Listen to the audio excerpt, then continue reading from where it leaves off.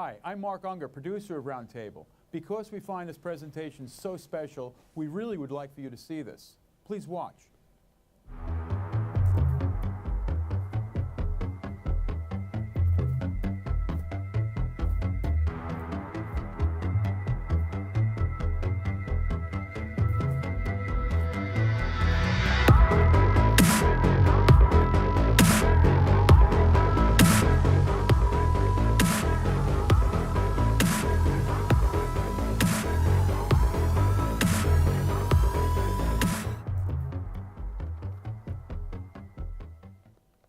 Good evening. Welcome to Single Shot at Roundtable with Alex A.G. Today we have a brilliant artist who had several transformations during his artistic career. Absolutely. Namely, as I understand, you undergone the transformation from passionate amateur to a professional, a career photographer. You went through transformation of your career from country in which you spent big part of your life, South Africa, to New York ground. And as well, you made the transformation from film to digital. Yes, indeed. Yeah, absolutely, So, Alex. Do you see any similarities in those transformations, or each was a separate phenomena for you? Hi, Alex, and thank you for inviting me on. No, I think, to be quite honest, everything kind of almost went hand in hand. My transition from, for example, from film to digital happened as a result, strangely enough, of my former career as an electrical engineer. I was in Germany in 2005, working on removing a big newspaper printing press that needed to be transformed or taken to South Africa. And we needed to have an awful lot of photographs of the machine before we took it down. And I had one of my 35mm Canons with me, and after 9 rolls of film, I thought, hang on, this is going to be a little expensive. So I kind of looked at digital a little bit, but then I decided, okay, well, you know what, digital's really coming to the fore now. And I went and bought my first digital camera in Munich, which was a Panasonic Lumix, which, and the reason I actually bought that when it was, I think it had only been on the market about a week, and I found that it was, the controls were very, very similar to working with the 35mm camera. Manual zoom. I could adjust the f-stop myself. I could adjust the shutter speed, the ISO, even though the ISO range was not that great. It was already like lenses, I presume, on Lumix. They always used. Yes, yeah. I mean, it was phenomenal for me. I mean, all of a sudden I find I can shoot 1,000 photographs or whatever and not have to worry about the cost of it. Absolutely. So, and it had, I think it was like 8 megapixels and 12-time optical zoom. But that started the transformation over. And it was because it seemed to be in tandem with my job. The transformation from countries, from South Africa to the United States, Yes. Again, that went hand in hand with the photography. As I understand, it was somewhat gradual process, and it actually influenced the third transformation as well, right? Yes, that's right. Yeah, my first visit to the United States was to New York at the end of 2008, and I obviously I brought a camera over, so I mean I was kind of pretty much doing the tourist thing for the time I was here initially, which was just I think 10 days or something. I was here, a couple of days on Long Island and a few days in the city. And I loved it so much. And then a small exhibition was arranged for me with my girlfriend, who I'd met. So she managed to arrange a small exhibition for me on Long Island, at a restaurant in Long Island. And that kind of really started the whole process of moving forward with the professional career kind of thing. Basically, seeing your walls, your works on the walls, exhibited for everybody, brought the desire to see more of it, I presume, right? Yeah, absolutely. I think we're probably all kind of narcissistic in that respect as artists. Absolutely, appreciation is important. Yeah, we love to have our photographs appreciated, and I don't see the point in just keeping them on a hard drive as it is nowadays, or in the old days just throwing hundreds of negatives in a closet or something like that. So, yeah, I mean, it fueled a big desire for that side of my photography, at least, to be seen by a wider audience, and as a result of that, I've had quite a few exhibitions now, and in fact I've got another one coming up. I'm hanging a new exhibition on Monday. Oh, this is great. At the Port Authority bus terminal here in New York City. This is perfect. Well, in my opinion, there are three forms of appreciation a photographer, well, any visual artist in a way can have. One form is just hearing your work is great. Another form is people asking you to create it in one or other way, either commissioning it or asking you to help them with something. And the final one, I would say, in a way, the most ultimate, because it does require sacrifices from people who actually express this form of appreciation, is a financial form of appreciation. Yes. So my understanding is you didn't just establish the career in form of having exhibitions happening, but you also established a solid business-wise practice of photography. Yeah, I think it's very, very difficult. I think, as I'm sure you know, Alex, yourself, to be a successful fine art or art photographer. Absolutely. The marketplace these days, as with a lot of art, is it's just becoming more and more and more difficult to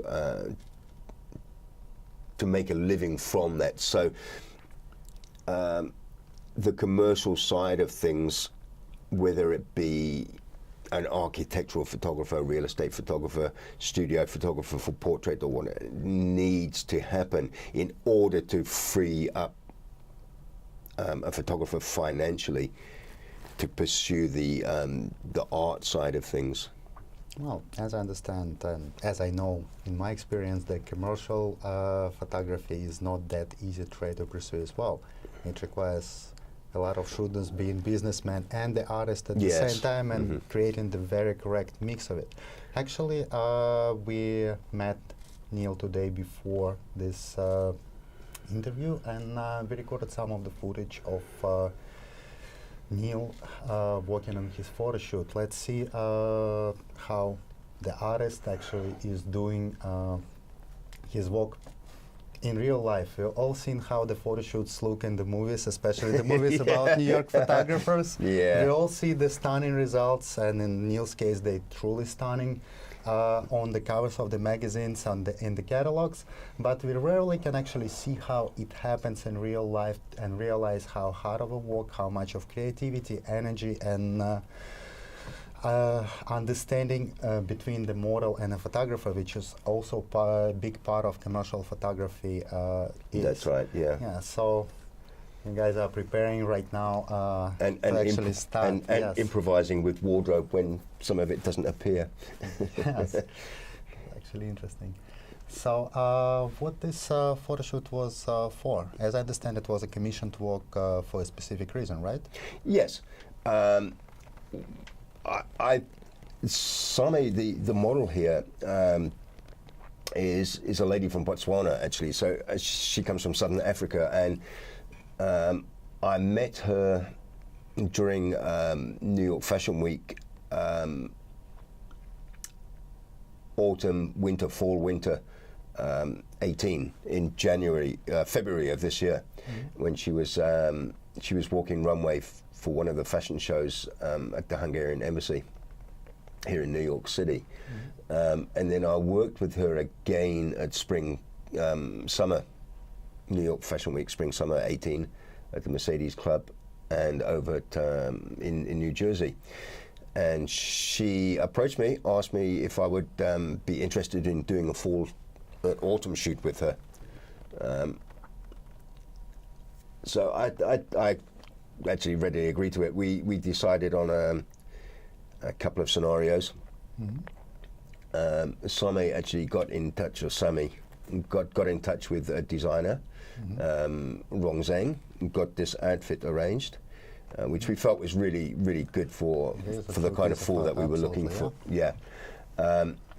And what we will be doing is, once we've gone over the photographs, once we've edited them, we will be submitting, hopefully for inclusion in quite a few magazines, including Italian Vogue. This is great. And we'll be back after this brief pause. So,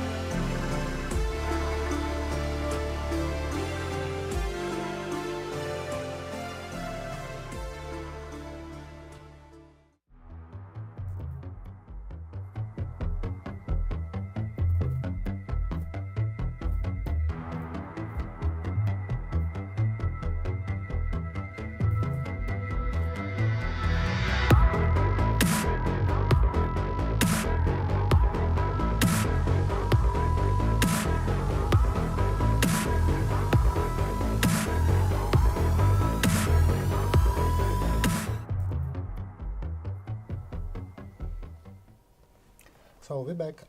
We was talking about submitting this photo shoot to several magazines as... Yeah, pretty much as a fashion editorial. Oh, this is great. So we are looking at several magazines, as I mentioned before the break, including Italian Vogue, and some of the more high-end fashion magazines. We probably will not look at the US Vogue because we just think that we feel that the feel of the shoot is a lot more suited to the European market. Oh, positively. So we may look at Vogue Paris, Vogue Italia, and a couple of other magazines. So basically it was, as I understand, a commission to work with three purposes. One is submission for the magazines, another portfolio piece, I presume? Yes, for and both of us. I would imagine that the designer also is interested in receiving a certain look of his outfit for his purposes. For hers, yes, yes, of course. My absolutely. apologies. Yeah, she has high-end fashion shots already on her website of this from the spring-summer 17 collection, I think. But we're just adding an extra dimension with this shoot for her, for her own look and it's her. It's a very special look and a very special expression. Yes, absolutely. Especially when you're explaining to model how to actually perform and performing it before her. Yeah, I have to admit, I was kind of influenced a little by Richard Avedon in some of the movement, and you saw it in the movie with them, dancing. For me, it had ballet and at the same time New York musical kind of air to it. Yeah, Yeah, it did kind of have that. What I was trying to do was use Avedon's kind of penchant and liking for motion and movement in a fashion shoot, but just putting my own little spin on it. I didn't want it to become an Avedon shoot. Absolutely. You And- definitely need to be Neil. Yeah, absolutely. So I mean, Yeah. we did quite a bit. So, the reason why I was asking about the purposes for it, especially when you have three separate reasons for the shoot, besides just artistic reason, you have a lot of restrictions in terms of how the final result need to look, because it have to satisfy all those purposes and your vision. So my question is, how much you need to sacrifice of your artistic vision when you're working on commercial work, on commissioned assignment, where the results are specific and expected? Yeah, I mean, obviously, especially if you're working with a creative director and you've got somebody that's paying the bill, they are going to be the ones calling the shots for the most part. Not everybody has the luxury of being able to afford a creative director. So quite often that creative direction falls on the photographer and the model. Generally speaking, the creative process does kind of take a bit of a back seat, especially when you're doing more commercial work, if you understand.